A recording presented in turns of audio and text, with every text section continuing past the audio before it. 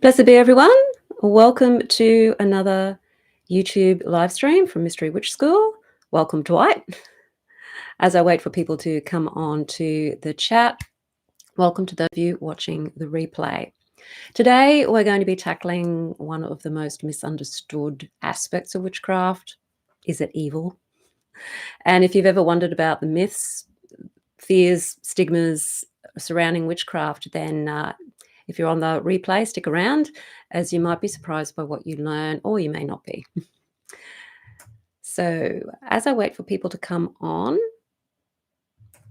for those of you who don't know me, my name is Sandra. I have been practicing witchcraft now for over 35 years, and I find the craft to be incredibly liberating from a spiritual point of view, and also just more connecting to reality, magic and witchcraft, because it's not bogged down by a lot of the dogmas and that other religions are bogged down by, although people have tried to do that, particularly in Wicca. And I find the craft to be incredibly liberating, and I think that's one of the reasons why it's often seen as being a bad thing and a negative thing.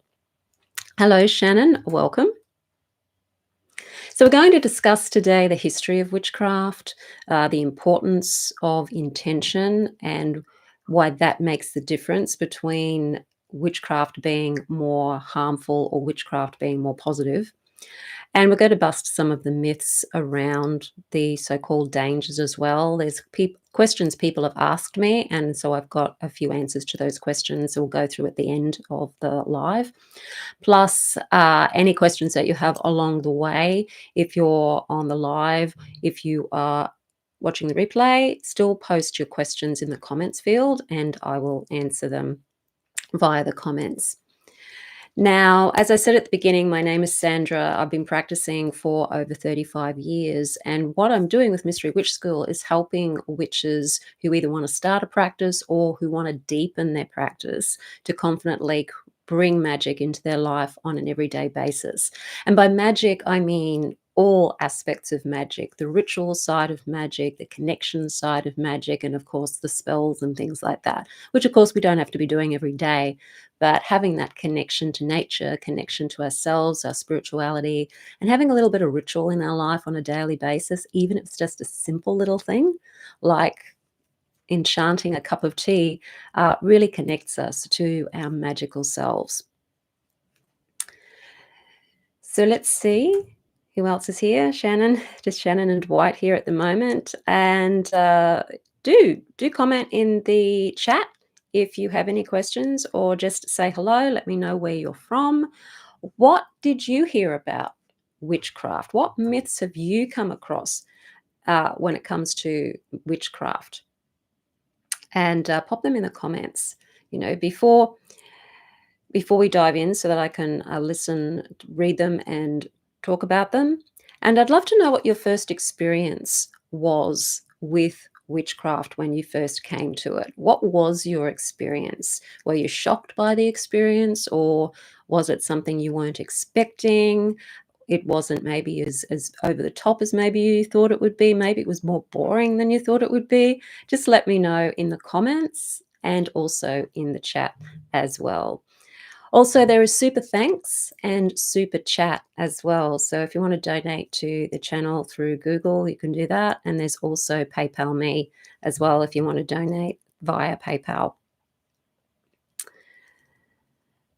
So before we dive in, I also want to remind you that I have a free masterclass called How to Start Your Witchcraft Practice. And that is for people who are struggling to start a practice. You don't know where to start. You're trying to get something together on maybe a daily basis or a regular basis, but you just don't know where you should start.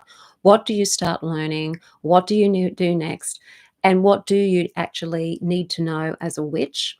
That video is basically giving you a blueprint for a whole year of learning, whether it's on your own or whether you're wanting to learn more formally. And I've got a link in the description field below this video. And there's also a link on my website, mysterywitchschool.com. And I'm also going to pop a link in the chat as well. so that you can download that free masterclass as soon as I just find it. Okay. And there it is. Hi, Dwight. I've seen a lot of group members use expressions like blessed be and merry meet. So I was wondering, is there a witch etiquette I need to learn? Well, back in the day, this is, sort of going back to the earlier days of Gardner and Sanders and those.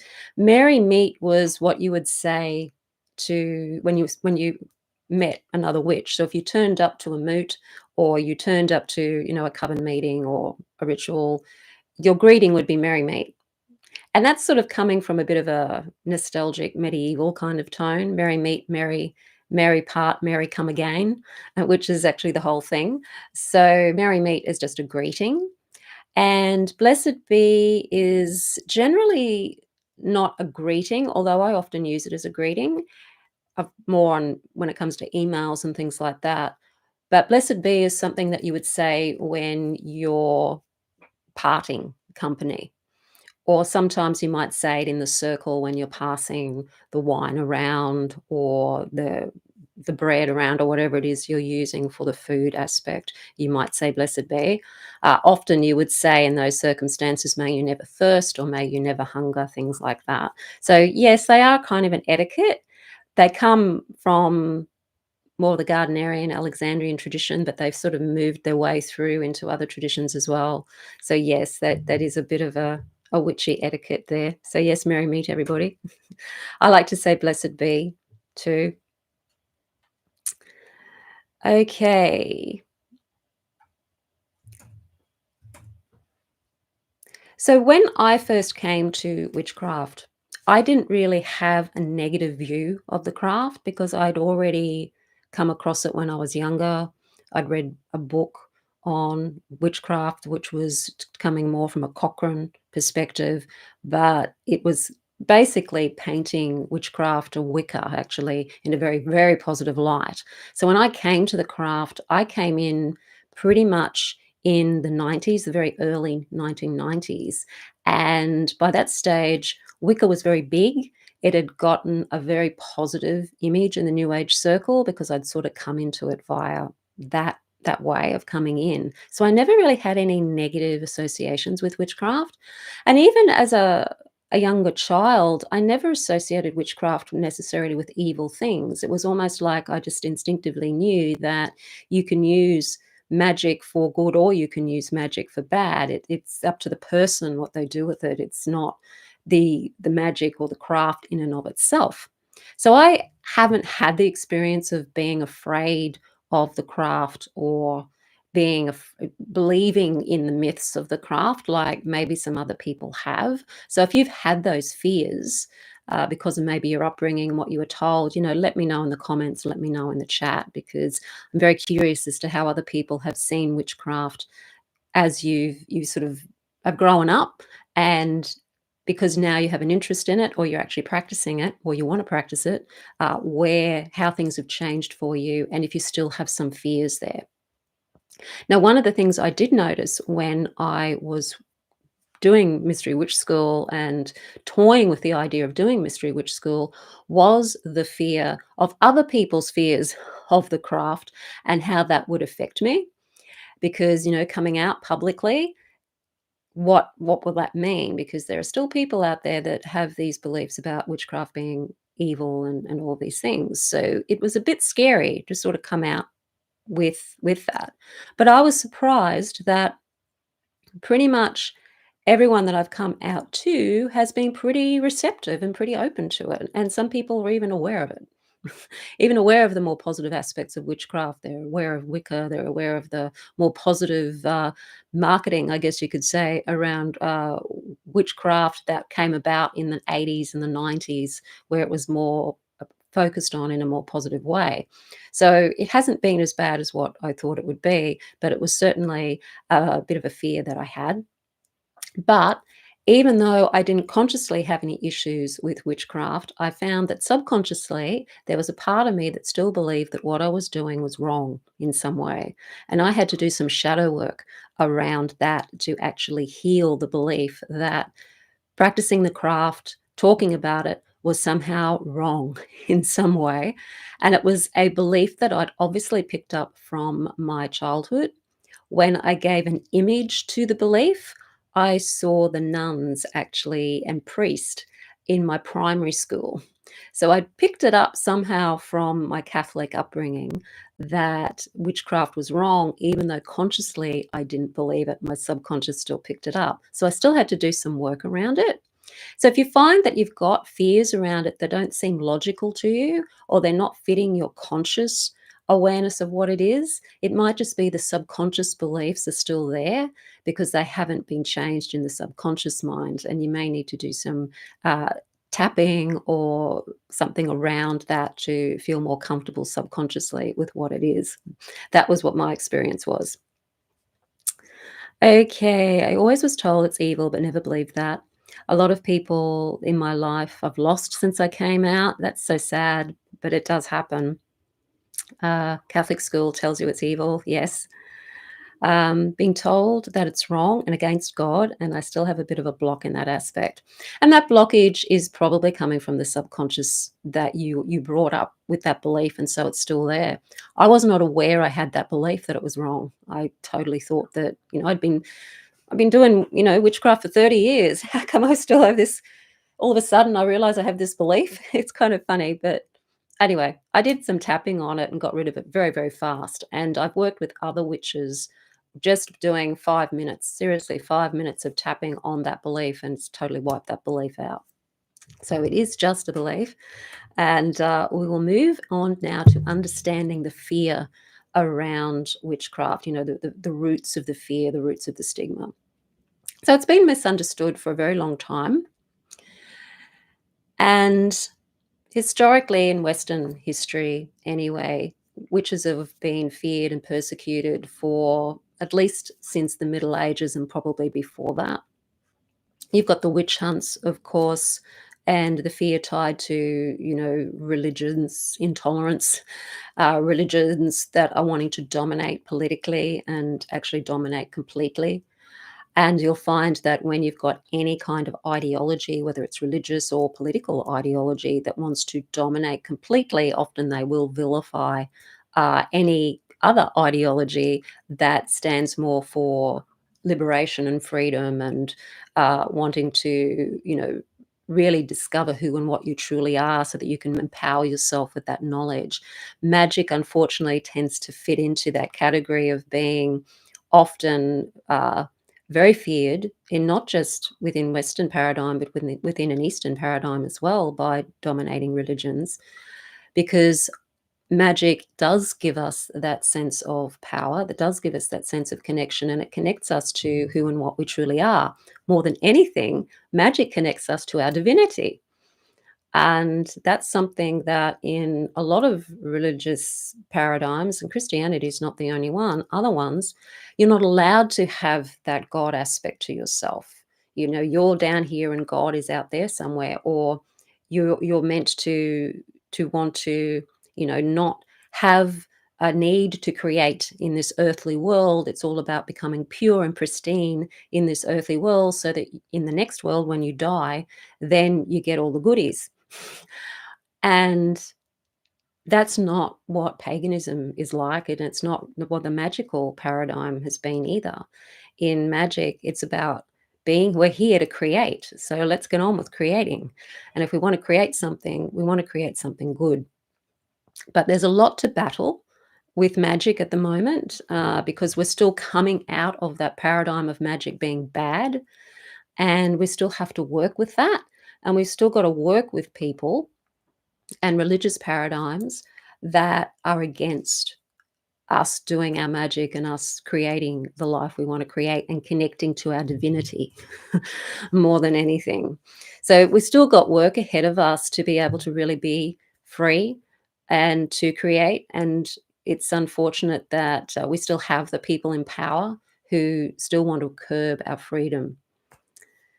Okay, witches were definitely painted as evil, eating children, etc. That's right. But later, when I got interested in pre Abrahamic traditions around the world, I started to learn about the nature based practices of the craft. Yes, and the pre-Abrahamic traditions, uh, there may have been negative aspects to them, of course, because there's a lot of tribal aspects to humans when we get together. But if you go back, particularly to hunter-gatherer times or more nomadic tribes that are more animistic, they really did live with the land, and they really did work with the land. They weren't trying to dominate the land. They were working with it because they needed to work with it to survive. Unfortunately, when we sort of becoming more populated, we started with agriculture, we started to take on the domination aspect over nature, and we started to, get more populated, and we weren't respecting nature as much. That sort of came about out of that. We weren't respecting nature as much, and that also changed the religions too. The religious outlook changed with agriculture, and whereas with more the hunter-gatherer cultures, it was a much, much different connection to the earth and to magic. So it's the way we've evolved. It's how we've changed as people, and the religions and the spiritual connections and or disconnection, in a lot of cases, has sort of changed with the way that we've changed. Yeah. Okay. The commonalities between goddess-based systems internationally, yes, definitely. Conditional beliefs, monotheistic honoring the divine masculine and divine feminine is the balance of the mind, body, and spirit in oneself. Yes, absolutely. Can a witch go into the church? I guess so. I've been into churches quite a few times since, you know, um, my family's Catholic, so whenever there's a Catholic do, or anything going on, like a funeral or whatever, I've certainly gone into churches. Yeah, it hasn't stopped me from going into them. So the building won't fall down. You're not going to be hit by lightning, believe me. Okay, so yes, it's been misunderstood for a long time. Witchcraft's also been linked to the other, those who are different, those who are eccentric, those who are superstitious, those who are, have magical thinking and they're living in la la land, or the woo woo crowd who don't fit into mainstream society. So we've also been labeled as that, which can create uh, on one hand, a fear-based narrative, particularly with a lot of fundamentalist religions. And on the other hand, people just don't take us seriously because we've been, deemed to be woo-woo. And often people just poo-poo it and not so much see it as evil, but they just see it as being something silly. But still, even with that, there's still an underlying fear sometimes with people that I have come across at times. People will make jokes like, "Oh, well, I better not get on your bad side then when they find out you're a witch," kind of thing. And so they make sort of jokes like that. And I wonder if they're making jokes like that because there's an element of discomfort that they're feeling because of these beliefs about witchcraft being bad and evil. And that's why the joke's there. It's just an expression of their discomfort. Okay, Unitarian churches. I'm an ordained reverend spiritual minister who is pagan. Yes, there are pagan churches too, absolutely. And a lot of the reason for pagan churches and even Wiccan churches came about so that uh, witchcraft and Wicca and paganism could have a voice and could have a legal representation when it came to being a bona fide religion, legally, so that we could have a voice and be taken seriously too. So that's something that has come about. I think that sort of started in the 80s, maybe the late 70s when we started doing that. So the misconceptions around witchcraft have a lot to do with the fear of the unknown. You know, people don't really know what it is. We've seen Hollywood, we've seen books, fairy tales that have sort of come out of that Abrahamic paradigm, depicting witches as being bad and evil and, you know, doing all of those nasty things, that it's left an imprint on our subconscious mind that there is something inherently evil about witchcraft because we grew up with these images as children. I think in Western culture, definitely the Christian background has created a lot of misrepresentation of witchcraft, and in a broader context of even going beyond Western culture, the Abrahamic religions, particularly two of them, um, are very anti-paganism and very anti, witchcraft and magic. And even in the countries that they've gone into, uh, anything that was pagan from the culture before was demonized and vilified. So with the Christians, it was about, everything was Satan, everything is the devil. With Islam, everything's shaitan, everything's the devil. They're very similar religions in that sense. And so going into other cultures that were pagan, the whole magical connection, that knowing that each and every one of us is divine, was something that just simply wasn't allowed. So that's something that a lot of us have experienced, and even people from other cultures. I know for people from Southeast Asia that have emailed me telling me that, the culture they come from, the religion that they come from, they cannot let people know at all that they are practicing witchcraft, that they're learning about it at all, because it would be almost a death sentence to them in some of those cultures. So it can be very dire for some people in some neck of the woods to actually come out about being a witch. Even in places in Africa, uh, if somebody is even believed to be a witch, sometimes people can go and gang up on them and actually kill them. So it's pretty serious stuff. And this whole misinformation about witchcraft and the vilification and the whole superstition around witchcraft is a very dangerous thing, because people get killed over it. People get ostracized from communities over it. And I'd say in the modern world, most witches are not doing what these people say that they are doing. So the myth that witchcraft is evil is very much a myth, because as witches, we know that what we're tapping into is our ability to be able to co-create with the universe. We're tapping into our ability to access our divinity to create what we want to create. And yes, you can create what you want to create, and that can be something that's harmful and also something that's very, very positive. And most witches are not interested in doing harm to other people or other things. They're really just interested in getting on with their own lives and doing magic to help them and to maybe help their family and friends get on with life in a way that is positive, in a way that is beneficial. It's magic is a tool. It's a spiritual practice too. And it's about connecting with reality, connecting with the elements, connecting with the universe, connecting with our intuition to create positive change in our lives. No one really wants a difficult life. And we know that we create our own reality. And so if we're going to be doing a lot of negative stuff and harmful stuff all the time, if you're cursing, every which way, you know that your life is not going to be a happy life as a result of that, because you're living in that darker energy. You're attracting more of that darker energy because that's what you're living with. Most of us want to live with the good stuff. And so we're wanting to work more with energy that's uplifting, that's productive, that's creative. And the wisdom there within witchcraft is that understanding that you are what you do, you are who you hang around with. So if you're hanging around with negative entities all the time, you're probably not going to have a very comfortable life, because you're keeping company with unruly energies, and that infiltrates into your life.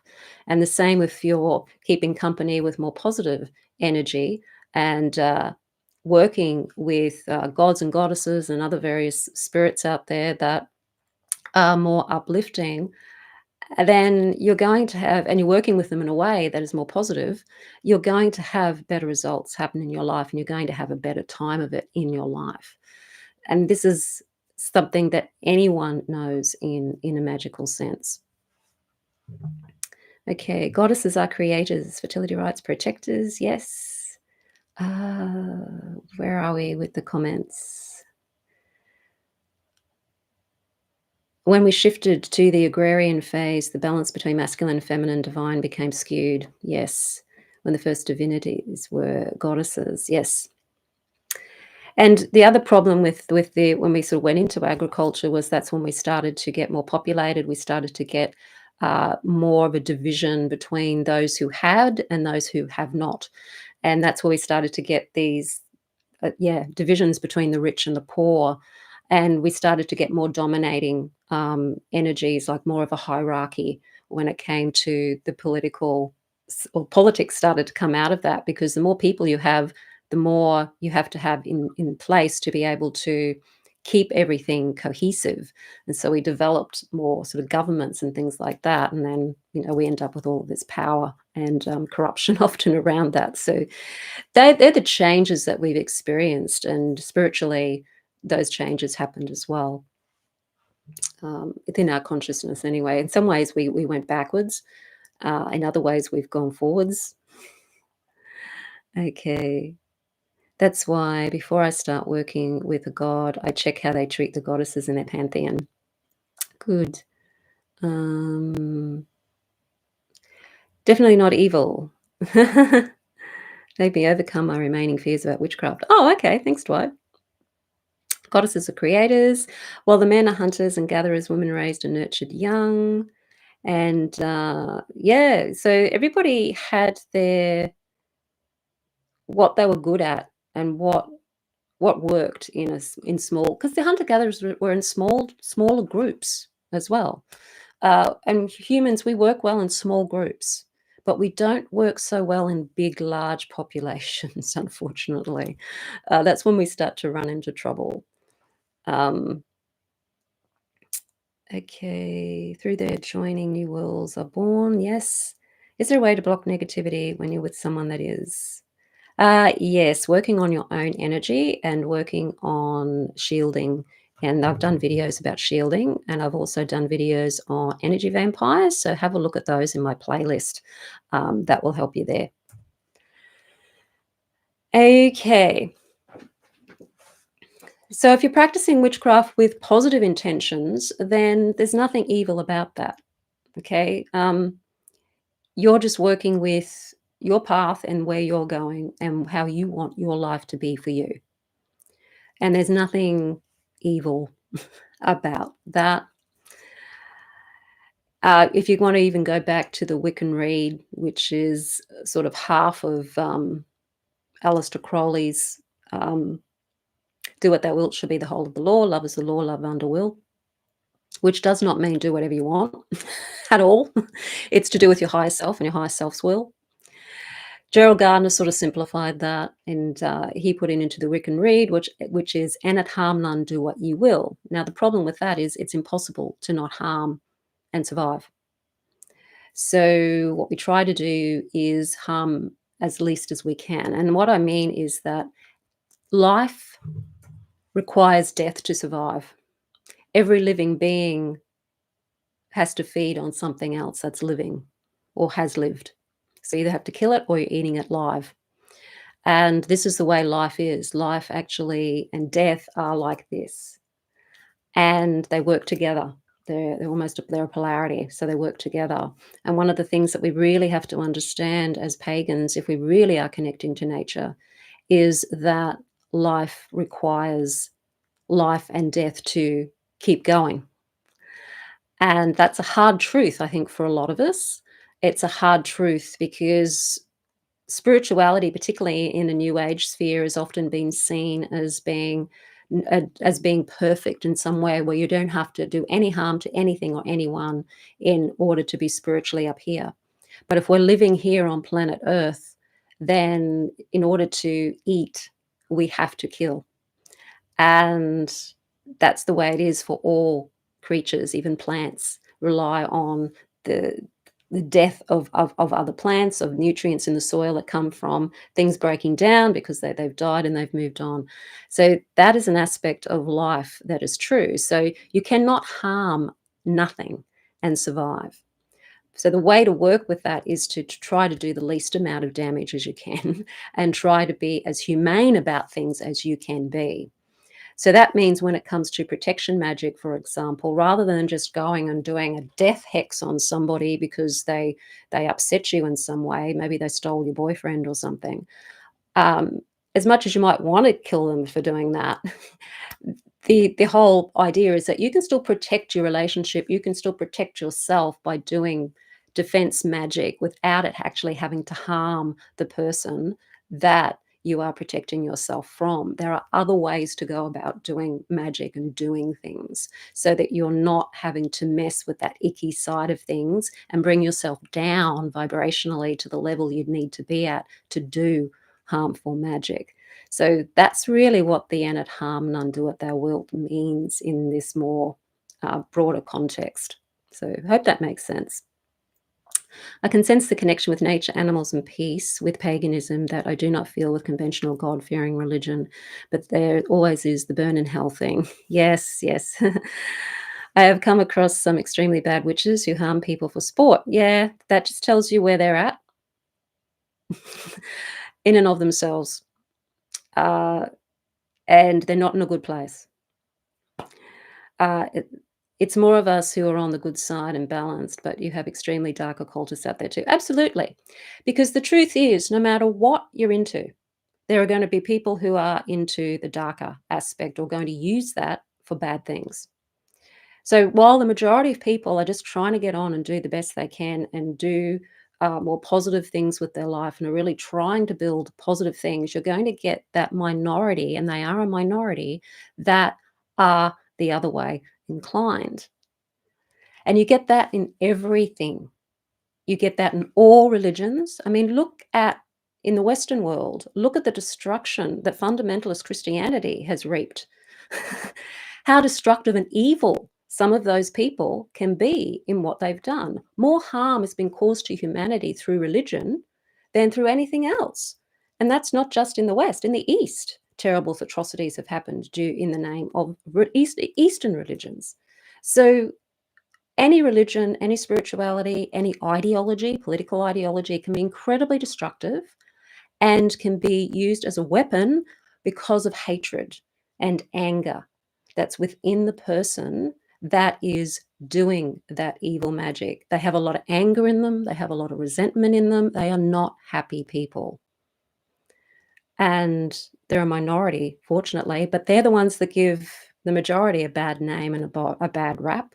They're often the people that the media are perhaps more interested in because they give more of a drama to the situation, and they're more interesting to listen to because everybody likes a drama. So no, those people are not very helpful, and they're another reason why the evil witch is still in the psyche, because those people do still exist, unfortunately, and they probably always will. There's always going to be that minority of people that are quite wretched in their consciousness or lack thereof. It is part of our shadow. Every human being has this aspect in their shadow. So it's not like we're all totally pristine, pure. We could all go that way. You know, we could, because it's part of our a shadow aspect. But the more work you do on yourself, the more you start to realize that you don't need to be that way. It's not helpful. In fact, it's very unhelpful. And you work to change things. You become more connected to spirit in a higher way, and so you're not as triggered by things that those people may be triggered by. You're not going to get as irate over things that those people get irate over. You're going to handle things in a very different way. I'm glad you explained the Wiccan read. As a practicing Wiccan, I struggle to do any spell work sometimes, as I'm trying hard not to harm anything or anyone or thing. That's where people get bogged down. Absolutely. Uh, I still haven't forgiven Christianity for burning the Library of Alexandria or murdering Hypatia. Yeah, and these things happen, and it's like as soon as a culture or group of people start to get that connected to higher realizations of who and what they are, there's some force that comes in to try and stop that from happening. It's almost like, yes, there is some kind of evil force in the world. Um, and you sort of see that sometimes happening throughout history there. It's all about the scoop. Yes, and the Wiccan, I have heard some people even interpret the Wiccan read as in not doing magic at all, and so they practice Wicca without practicing the magic, and it's, um it's a misunderstanding of the truth of reality, essentially. Gerald Gardner was a human being. He was a man like any other man. He wasn't enlightened. He was just a guy who fell in love with the pagan traditions in Southeast Asia, where he spent a long time of his life. He, being, yeah, English, he wanted to recreate that and bring that back into European culture because he felt that, we'd missed it. He wanted to bring it back into European culture. So he went back to the England, and he started to go about doing that by finding people who were still practicing, learning from Aleister Crowley and various other people, Freemasons called co-masons, and he created that. He did. He recreated a pagan practice for people of Northern European ethnicity, and that was what he just wanted to do. He wasn't, and he came up with that idea of the Wiccan Rede that he adapted from Aleister Crowley's, uh, and people seem to believe that somehow that's written in stone, that that's how it is and that's how it should be, without questioning it. But you have to question everything, because the people that created all this they're just people. They're just human beings, just trying to get something happening that they really felt passionate about, and they made mistakes, like everybody does. Gerald Gardner made a lot of mistakes, and things came out of that. Other people came along and changed things and did things and came up with other traditions. But every one of these people, human beings, and flawed, just like all human beings are. And the "Anat harm none, do what thou wilt" is lovely, but you have to understand that you've also got to live in reality. A lot of people will say that, even if you go for a job interview, if you're doing magic to get the job, that means then that there's going to be people who aren't going to get the job, isn't it? But then if you didn't even include magic and you get the job, then there's people that didn't get the job because you got the job. So maybe you shouldn't even apply for the job in the first place. And at harm none means don't harm yourself as well. Okay. So there's nothing wrong with doing magic for a job, magic for money, magic to bring a relationship into your life. Uh, as long as you're not focusing on a particular person, because that is being more manipulative, and you really want that person to come to you out of free will or because they're aligned with you. And doing magic for health, all of these things there's nothing wrong with doing magic for any of those things. And just because you get something and someone misses out, you would do that without magic. That means you wouldn't do anything. It means you would not do anything at all. Okay. Um, Channel is very informative. Thank you for sharing. Thank you, Becky. Okay, let's get back to. So we talked about the Wiccan Rede. Myth number 2 is that many people believe that witches perform, dark rituals, worship demons, and and yes, there are witches who do work with demons. I doubt they worship them. But do work with demons or work with daemons who have been considered demons by Christianity. And there are spirits. I mean, if you go back pre-Christian times, there were spirits that were sort of more destructive spirits, and there were spirits that are more creative spirits, because you've got that polarity. And they were all just known as daemons. There wasn't a distinction necessarily between, good and evil. It was just that particular spirit did that particular thing. And when you get the dualism of the Abrahamic religions coming through that have God and Satan,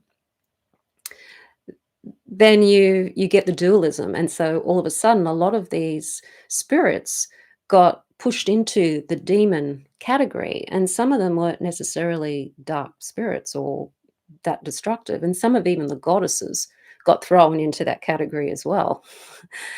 So uh, again, the whole worshipping demons thing, pagans don't worship the gods and goddesses, we work with them. They're not to be worshipped. They're not demanding worship, not in the modern era anyway, because we're divine beings. So why do we need to worship anything when we are part of the divine, the same as they are? So it's not about worshipping anything. It is about working with energies, certainly honoring and respecting these energies that we're working with and entities that we're working with, as you would anyone that you were working with. And that's what we're doing. The whole worshipping thing, again, comes from other religions that worship their god that they work with, because that god demands worship from them. So, yes, there are certainly darker forms of magic, and there are witches out there that do work with demons, and some of them work with the really destructive ones as well. But most don't. Okay, most are really looking at more the positive sides of things like healing, empowerment, self-discovery, all of these things, because we realize that we really do want to know who and what we truly are.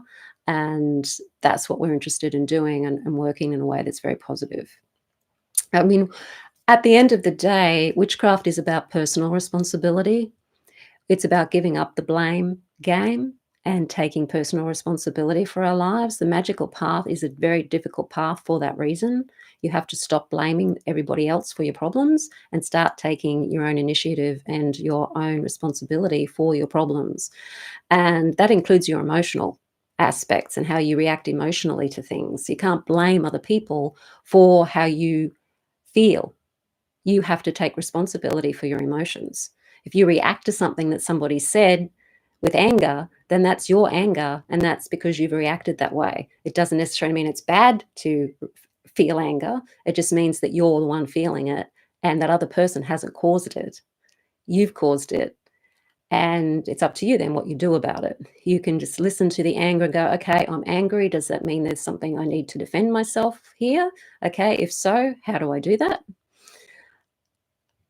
Or am I just getting angry because it's triggered a belief about myself that actually isn't true, and I'm just overreacting? We have this ability to be able to stand back and look at ourselves, and the path, the magical path, particularly the high magical path, is about understanding ourselves so that we're not being manipulated emotionally by what people say to us or reacting to what people say, because people will shoot things at you, uh, from a they will say things to you to manipulate you, to have you feel shame, to get you angry, to get you feeling guilty. They are actually trying to manipulate you doing that. So you have to take ownership of your own feelings so that that doesn't happen. And it's not easy. Believe me, it's not easy. But that's where the shadow work comes in. So we like to use our magic for, manifesting abundance, food, a roof over our head, health, healing from trauma, all of those things, which is really what taking responsibility is about. It's about healing ourselves psychologically and physically if we need to. It's not about, just wanting to maliciously destroy everything and everyone as the myth makes it out to be. The myth around witchcraft being evil is that people who practice witchcraft are inherently evil, that we're evil people and always wanting to do evil and always out to get everybody. And uh, that's the belief. That's where it's coming from. And look, most witches, unless they're psychopaths, are not inherently that way inclined. There's certainly I've heard of cases, where witches have maybe in their younger years, when they first started out, maybe done something that was harmful, like cursed somebody or something because something had happened. But often they regret it later when they see the result of that, or they just realize that that was just not a right thing to do by their own conscience, even. So most witches are human beings who really just want to get on in a way that's very, very positive and not really wanting to cause destruction there. And learning enough about our own feelings about ourselves and the world so that we're not acting out of resentment, we're not acting out of, anger. We're able to step back and take control of that aspect. Any form of magic or spiritual practice should be approached with respect. So as with any tool, it's about how you use it. Okay, so using it with awareness, using it with caution, with respect, it can be a very positive thing in our lives. And a lot of people now are picking up on the law of attraction or law of assumption and working with that. And that's magic working in people's lives just under another name. And so it is something that is certainly out there more in the mainstream now. And people are realizing that they can co-create with the universe, that they are divine sparks of the whole of the divine consciousness, and that we have a right to do these things. And even people within the Christian community work with the law of attraction. Although there's some fundamentalists that, say that it's evil and all of that sort of thing. But I think you're always going to get those crazy fundamentalists in religions in general, even in Wicca, believe me. There are fundamentalist Wiccans out there. Um, yeah, so they're everywhere. Okay. Is it okay to say no? Accept and claim what is for your highest good or spiritual success. Is it okay to say no? Accept and claim. What do you mean no to who or what exactly, Andrew? Yeah, just a little bit more detail about no, because usually it's okay to say no. If you really feel it's no, then it's no. Even with your magic, even if you get a magical result that isn't really what you were wanting, you can still say no to it.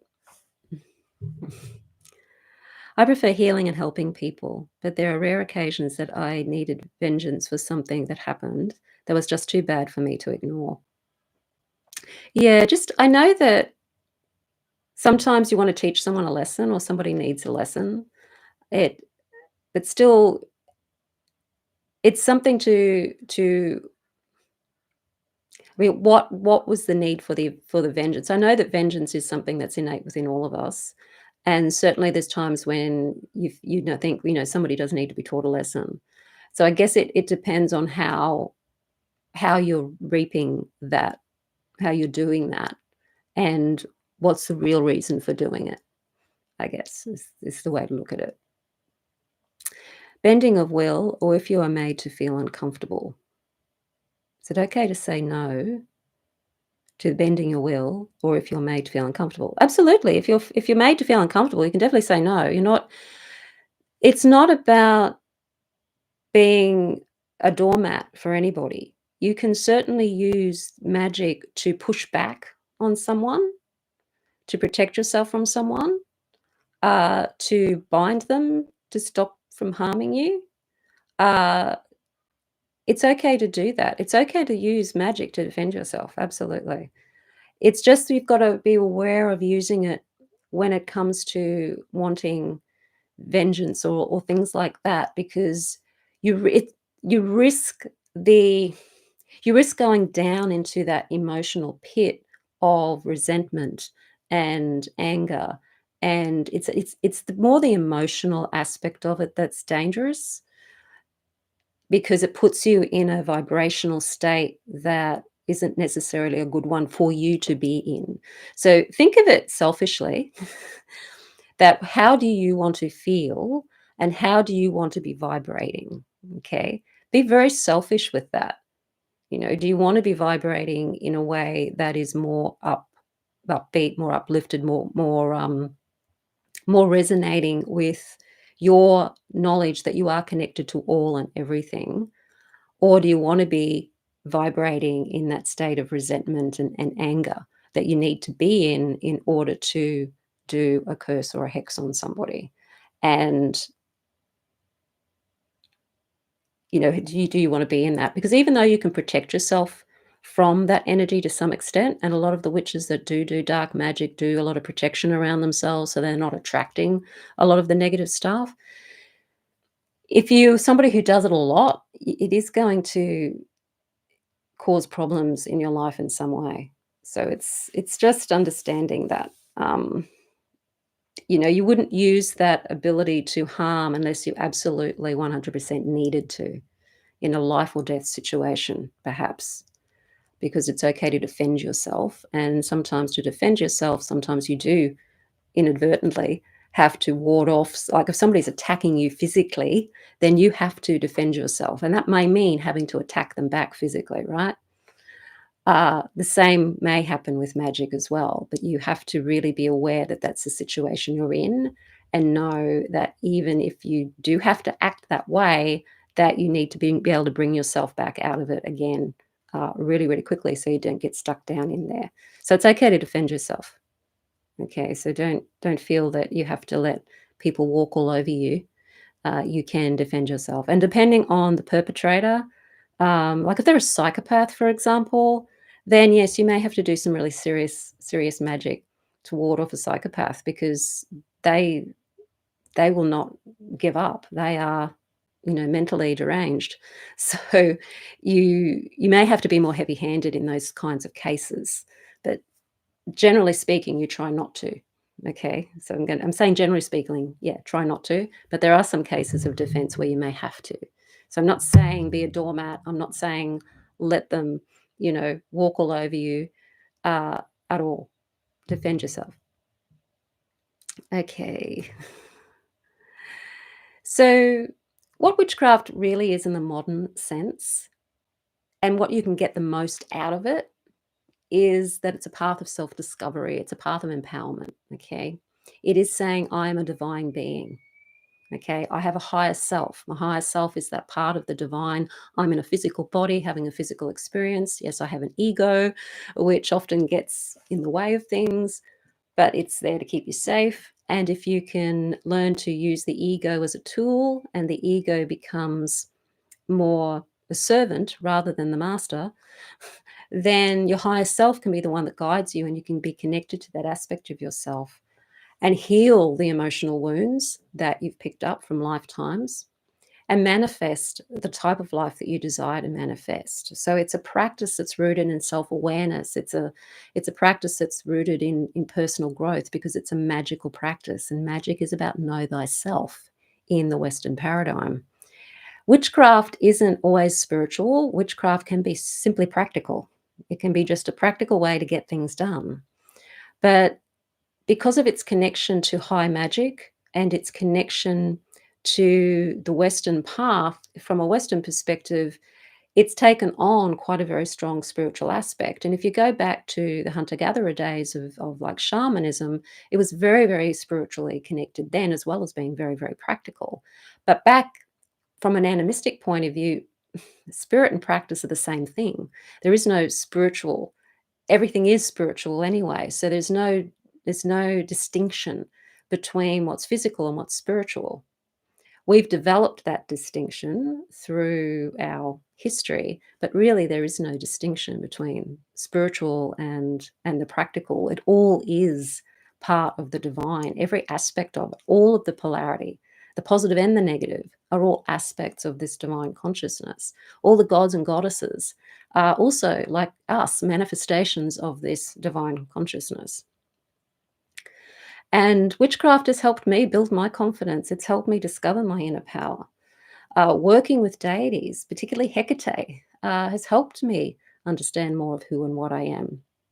It's not about relying on external forces. It's about recognizing the power that actually exists within us all. And if we all knew that and we all acted on that, the world would be a very different place. Much, much different place. It would not be the world we're living in now. And it is almost like there's some force out there, or within perhaps, that's trying to stop that awareness from happening. It may be a force that's within humans. It might be a force that's outside of us, or part of a contrasting force. I don't know, but there certainly seems to be forces or that tend to make it hard for us to truly connect with who and what we truly are from a cultural perspective. I don't know if anybody else has found that. Let me know in the comments if you have. So all it boils down to is the intention of the witch. Is it an evil intention? And then you'd have to define, well, what is evil anyway? What's the definition of evil? Evil is spelling wise in the English language, it's the opposite of live or live. But in and of itself, it's not good or bad. It's the intention behind it. It's the person behind it or doing the magic. And there are people who have evil intentions using magic, for sure, for sure. And right up into, the higher echelons of society, people using magic for evil intentions. It's always been the case. But does that mean that you throw the baby out with the bathwater? Like, does that mean you have to throw magic out? You can't. We're magical beings. It's impossible to throw that out. Um, you can use magic, again, for healing, for self-love, for bringing better energy into the world, personal transformation, changing the situation in your living circumstances so it's more harmonious. You're aligning your energy with the universe to create what you are wanting to create. So that's what makes it really, really powerful. Okay, I'll just go back to the comments. Okay. Bending a will, or if you are made to feel uncomfortable, that's what I talked about that one. Affirmations are spell work for the subconscious. I'm a creator for my successful manifestations, for example. Yes, affirmations are spells. Essentially, they are spells. Hmm. Can you just lay in wait and allow the god and goddess to take vengeance against someone who harmed your child? Uh, no, it's not about laying and waiting. It's look, it's understanding the it's understanding what's behind the need for the vengeance against anything happening. Nobody is going to take vengeance on in the sense of the spiritual. That person who did what they did is going to be attracting a lot of negative stuff to them simply by their attitude, their vibration, and their actions. So the vengeance is going to come through them doing it to themselves by simply being who they are. It's going to come at them that way. That's what I mean by karma. So it's not like anything outside forces are doing anything. They're doing it to themselves because they're in such a mental, emotional state. They will attract something really bad to them because they're in that bad place. To do really bad stuff to other people means you have to be in a really bad place yourself, which means bad stuff's going to happen to you because you're in that vibration. So they will attract it to themselves. It will happen to them because of what they're doing to themselves. So it's not like the gods and goddesses are doing it, it's them doing it to themselves. So that's where it sort of comes into the whole idea of karma. We're in a certain vibration, we're in a certain mindset, and we do certain actions, and the result of our actions often will bring a result of some kind. And we behave according to our beliefs and our emotions, and often our behaviors will bring us a result, and that result may be a really negative thing or it may be a really positive thing. And when we stay with the same uh, view of the world or feelings or way of being within ourselves, we will stay within that same vibration and continue to live in that vibration. And all of the stuff that's negative will keep coming into that vibration. So I hope that makes sense because that's what karma is. So when you say that karma is, they'll reap their karma, that's how they're going to reap it. Okay. I had a neighbor who was spiritually attacking me for many years. I didn't fire back because I didn't want to hurt anyone. Finally, this neighbor found a powerful magician, and my child's father started. So, yes, you'd need to use a lot of magic on that. Okay. You can use a lot of magic on that without it necessarily being harmful. Because it's not necessarily going to fix it by doing something harmful, if you know what I mean. Because you run the risk of it coming back at yourself. So then you're harming yourself. So it's finding ways to be clever with magic that you can change circumstances without it necessarily being really harmful. And it depends what you mean by harmful too. Like you can do magic to get somebody caught by the cops if they've done something illegal and it's something that they can be arrested for and jailed for, then certainly you can do magic to help that process along. uh, you can do magic in all those sorts of ways. I guess what I'm meaning by harm is actually necessarily is like physical harm, something like that. But you use whatever you can do to defend yourself, and yeah, it's hard to explain the fine line.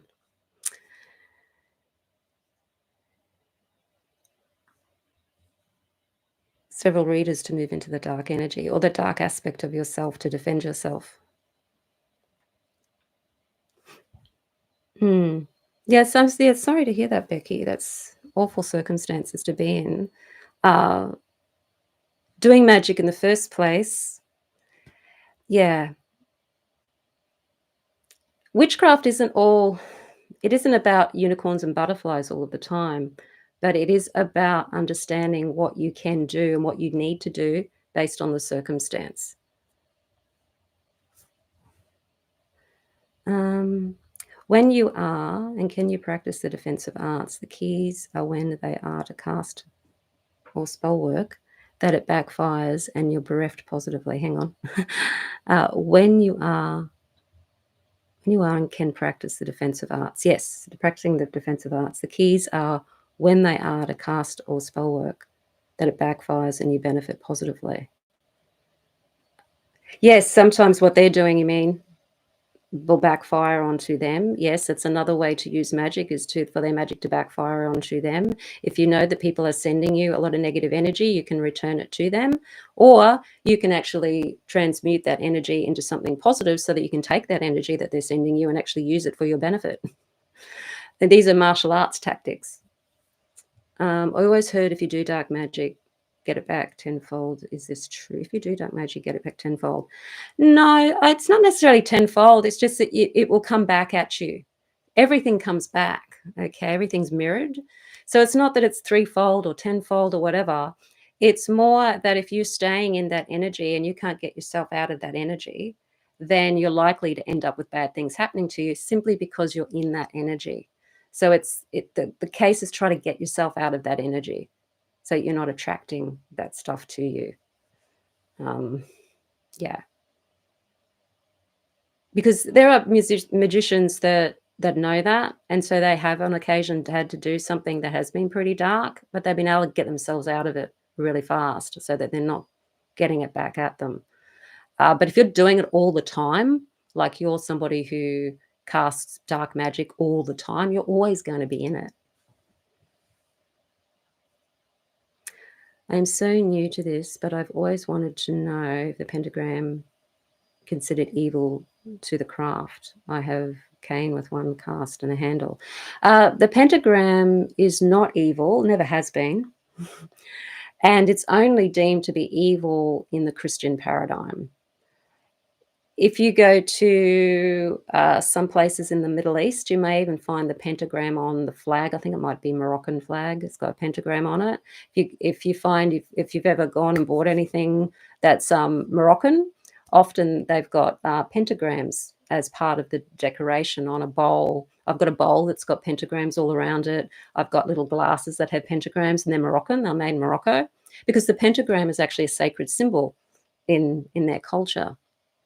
So it's only in the Christian paradigm that since Eliphas Levi came up with the idea, and he was originally a priest, a Catholic priest, before he became a magician, and he was the one that sort of came up with the idea that the upright pentagram, where the point is upwards, is overcoming the elements and having control over the elements and connecting to spirit, and that if you inverted that and had the point of the pentagram going downwards, it would mean that the lower forces are the ones dominating. And so it ended up sort of being associated with devil worship and the evil and everything that came out of that. But the pentagram has never been an evil symbol. Its origins are certainly not evil. It is about the connection of the elements to spirit, and it's really much a symbol of the building blocks of life on a metaphysical level. So it's a very sacred symbol. Okay. Kali rules over karma amongst other phenomena, so she's a great goddess to work with in these situations. Transmutation is a great form of magic. Witchcraft is evil. Jay, that's a small-minded nonsense. Jay, I thought maybe you were joking. Pentagrams are representatives of the elements in the fifth element. Yep. Not movie. Giggles in spirit in Eastern beliefs, feng shui, for example. Yes, it's used a lot in a lot of Eastern traditions. Absolutely. Yes. Okay, now I'm just going to answer a couple of questions. We're going a bit over time here. One of the questions is, and this is something really to listen to, Jay, is witchcraft the same as Satanism? No, it isn't the same as Satanism. Satanism is a Christian thing. Okay, it's something that belongs to people who believe in Christianity, because Satan is an entity that comes up in Christianity and Islam. Okay, it belongs to those two religions, and people who believe in Satan usually have a belief that connects with one of those two religions. Paganism has got absolutely nothing to do with any of those religions. And so as a result, we don't believe in Satan.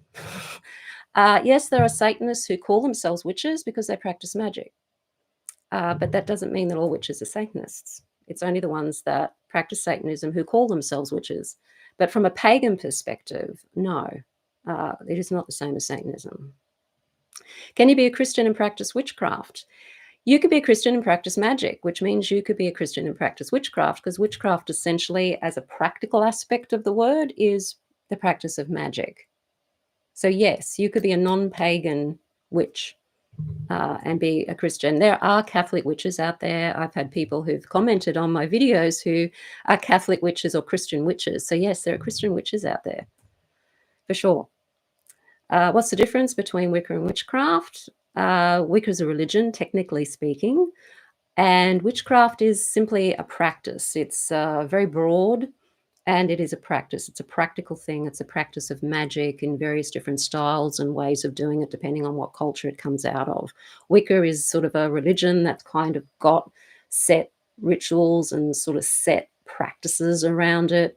They have certainly changed, and there's diversity amongst different Wiccan traditions. And there are many different Wiccan traditions. There's not just one anymore. And yes, there's diversity there, a lot of diversity there, but there's things that they all have in common. They work with a god and goddess. They will work in a circle, setting up a circle in a particular way, calling in the elements in a particular way. Often Wiccans work with tools like the cup, the athame, the wand and the pentacle, and we work within a particular structure, but there's diversity within that structure. Witchcraft is much more diverse. You've got witches who don't work with deities, who don't believe in deities. Some are very animistic. Others are just doing the practical stuff of spell work and working with the earth and energies in that way. So it really is very diverse and differs from one person to another. Okay. Now, is there such a thing as black magic and white magic?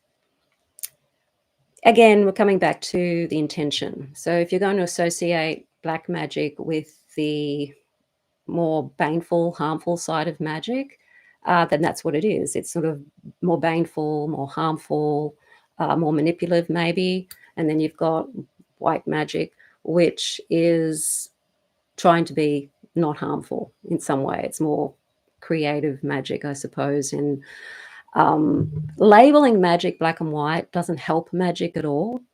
Magic is simply magic, and I don't like labeling it black or white. It's more just to what part of the polarity is it moving towards, and learning how to negotiate that within yourself. And the last question is, will practicing witchcraft open me up to negative energies or spirits?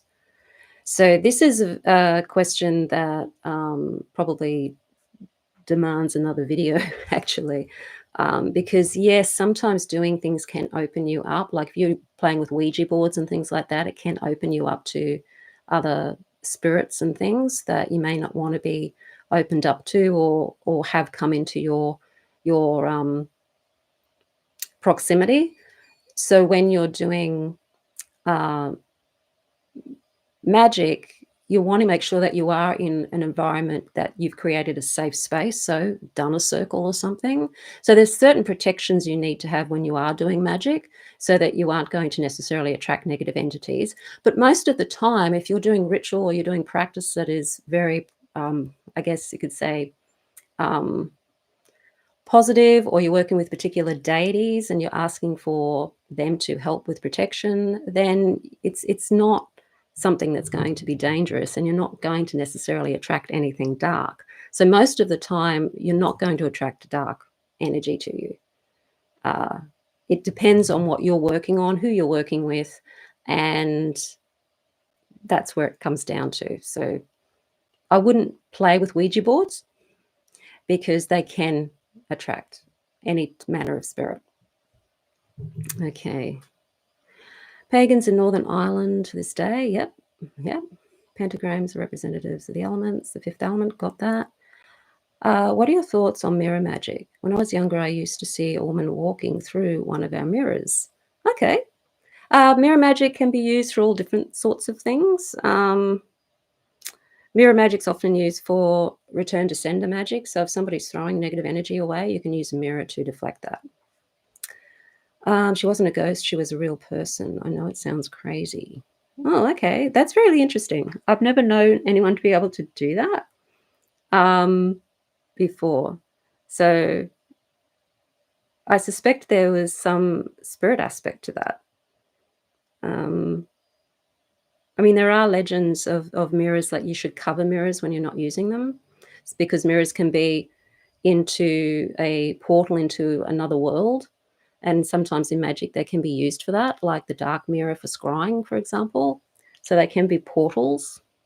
So if you are using mirrors and when it comes to ritual or anything, you want to make sure that you've consecrated them and that you only use them for the ritual that you're using them for. Okay. Now, if you do want to learn Wicca and Witchcraft with me, I do have a amazing course that you can do where you can dive deeper into witchcraft. It's called the Mystery Witch School or 101 Academy.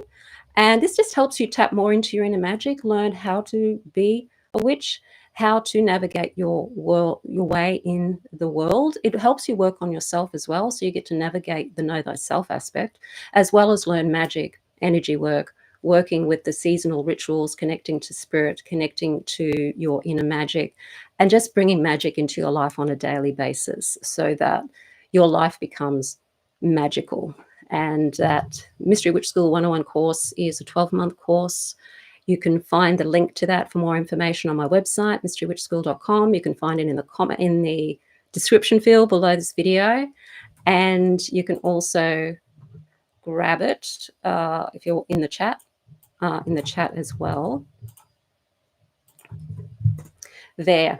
So that is wonderful, particularly if you are a beginner and you're just confused and you know that it's just too hard to do it on your own, because you'll have me along the way to help you, as well as a group of other people who get together once a month at the new moon, and we do guided meditation, new moon ritual, and then we have a chat at the end of that. And there's also a Facebook group that you can join to, so that you're getting into a community of other people who are also practicing the craft. So that's the Mystery Witch School 101 Academy.